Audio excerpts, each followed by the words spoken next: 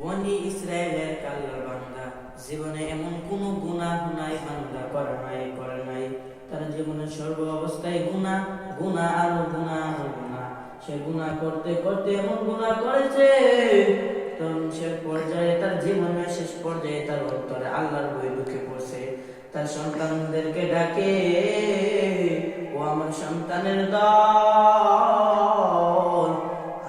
আমি তোমাদের এমন একজন বাবা যে বাবার জিন্দগিতে কোনো গুনাহ শুধু আর গুনাহ গুনাহ, কোনো ভালো কাজ নাই, কোনো সবের কাজ নাই। আমি তোমাদেরকে একটা ওসিয়ত করে যাব, আমার যখন মৃত্যু হবে তোমরা তখন আমাকে আগুনের মধ্যে পুড়িয়া সারখার করে দিবে।